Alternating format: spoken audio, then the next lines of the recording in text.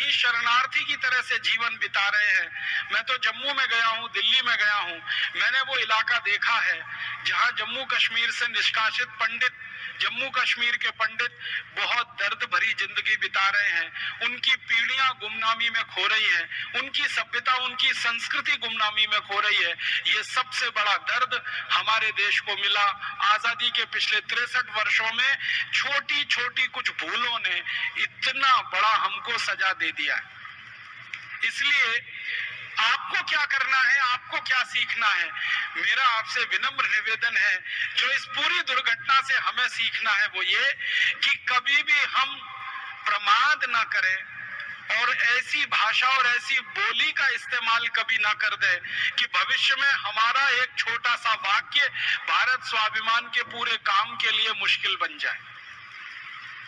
इस पूरी दुर्घटना से जो सीख लेने की जरूरत है। और दूसरा, उन्माद में आकर, आवेश में आकर, जोश में आकर, होश को खोकर कुछ ऐसा न कर बैठे जो भविष्य के भारत के लिए खतरा बन जाए। इस भूल से हमें यही जानना और सीखना है।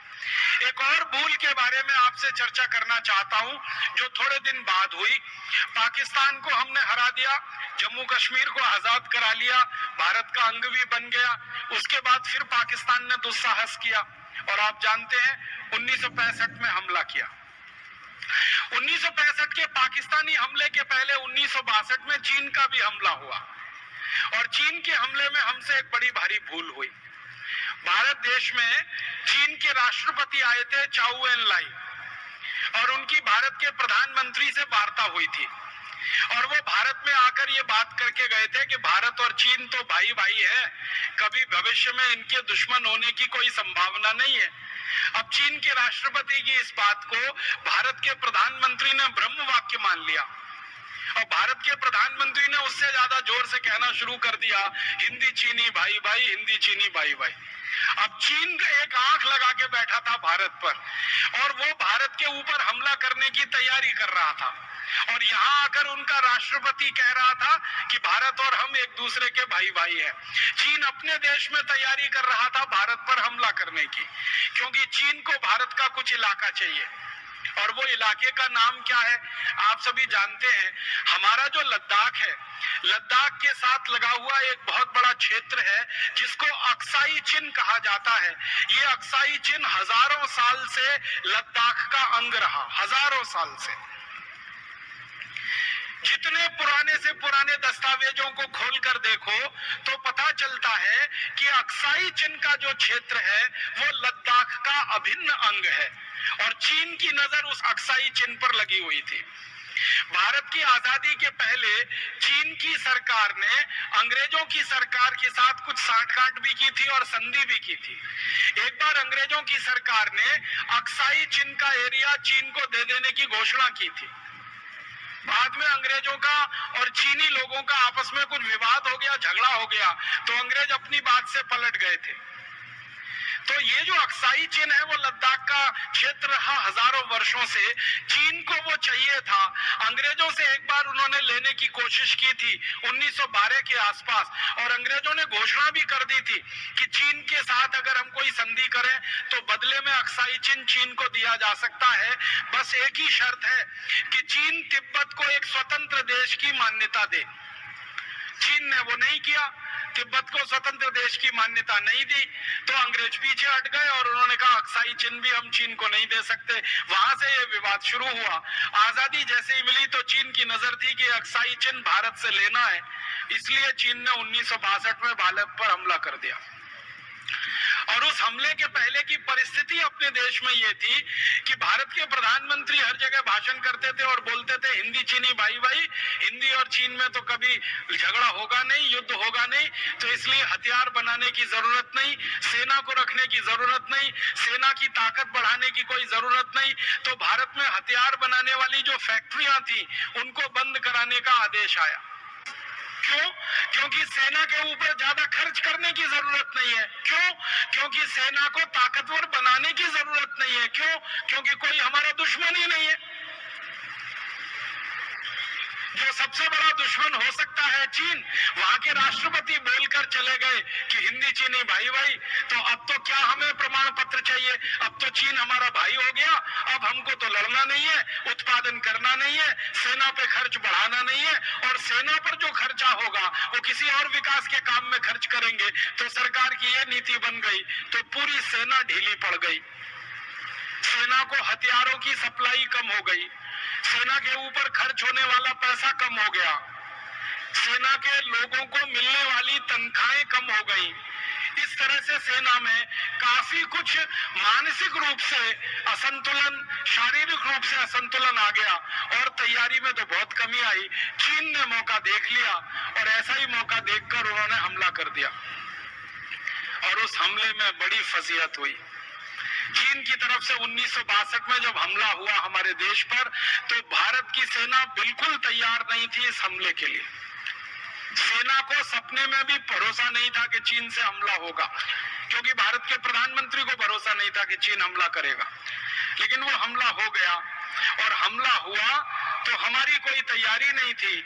आनन फानन में हमारे 1383 सैनिक शहीद हो गए थोड़े ही समय में। और जब इतने सैनिकों की मृत शरीर आने लगे सीमा पर से, तब भारत में खलबली मची, और फिर ये तैयारी शुरू हुई कि चीन की सेना का जवाब देना चाहिए और इस हमले का प्रतिकार करना चाहिए। तब तक चीन हमारे 72,000 वर्ग मील जमीन पर कब्जा कर चुका था,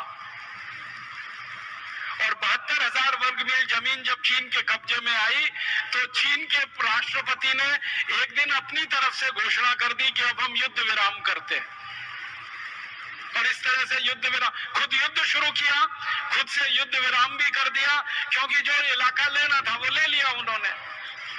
और वही 72,000 वर्ग मील हमारी जमीन आज तक चीन के कब्जे में है।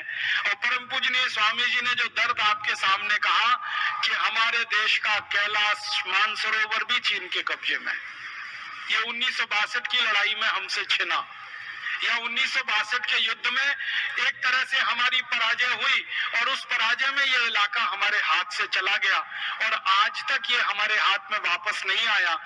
दुख और दुर्भाग्य ये है कि भारत की संसद ने कई बार अपने प्रस्ताव पारित किए और ये कहा कि भारत का जो इलाका विदेशियों के कब्जे में है उसको वापस भारत में लाना है।